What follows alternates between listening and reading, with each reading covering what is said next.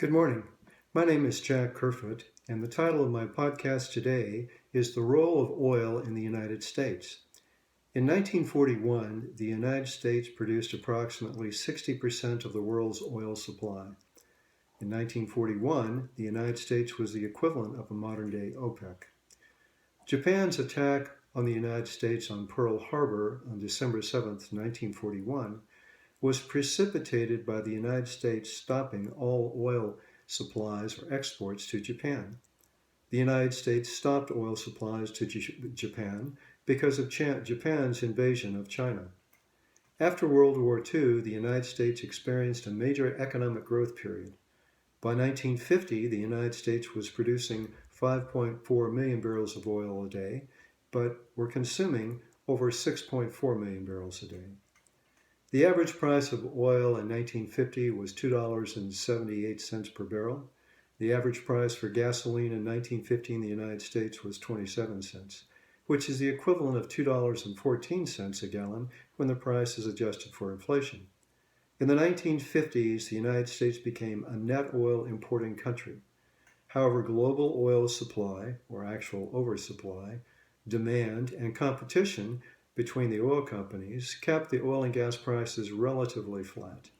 In 1960, the Organization of Petroleum Exporting Countries, or OPEC, was formed by 5 countries: Saudi Arabia, Iran, Iraq, Kuwait, and Venezuela. OPEC's objective was to secure a fair and stable price for petroleum-producing countries, and at the same time, provide a regular supply of petroleum to consuming countries like the United States. In 1973, OPEC consisted of 11 countries: Iran, Iraq, Kuwait, Libya, Qatar, Saudi Arabia, United Arab Emirates, Venezuela, Indonesia, Nigeria, and Ecuador. In 1973, the United States experienced a watershed in energy. In 1941, the United States was the largest exporter of oil in the world. But by 1973, the United States had become the largest importer of oil in the world. In October 1973, Egypt and Syria invaded Israel to start the Yom Kippur War. The United States responded by providing emergency aid relief to Israel. The Organization of Arab Exporting Countries, OAPEC, which is a subset of OPEC, supported Egypt and Syria, and they implemented an oil embargo against all countries that aided Israel. The United States was the primary aid supplier to Israel. The United States responded to the oil embargo with price controls, rationing, which resulted in gasoline shortages and lineups at the gasoline stations throughout the country. In 1973, the United States was now producing 9.2 million barrels of oil, but we were consuming over 17.3 million barrels of oil. Oil supply and pricing was now being driven by OPEC, and many of these countries in OPEC, such as Libya, were hostile to the United States. In 1973, oil in the United States was primarily used as a fuel for transportation: gasoline, diesel, and aviation fuel. Electrical power was provided by coal, natural gas, and nuclear energy. In 1973, the United States was faced with our first real energy conundrum of finding a reliable supply for oil to keep the country's vehicles and planes running. The oil embargo in 1973 forced the United States government to implement new energy policies.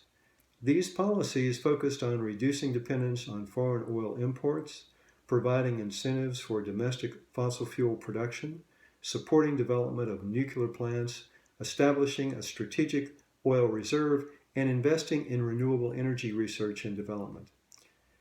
The new policies' impact on reducing dependence on foreign oil was minimal. The rapid rise in transportation fuel was the single greatest reason oil consumption decreased in the United States. Today, 2017, electrical power is provided by natural gas, coal, nuclear energy, and a growing amount of renewable energy, which consists of hydroelectric, geothermal, wind, and solar. Although vehicles get significantly better gas mileage than 45 years ago, the United States consumption of oil has continued to increase.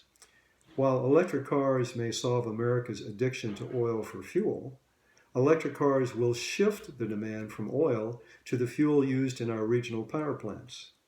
Are the utility companies prepared for significant increases in the electrical power demand? As consumers, we need to insist that our regional utility company or companies, state regulators, and federal government are indeed prepared. Thank you very much.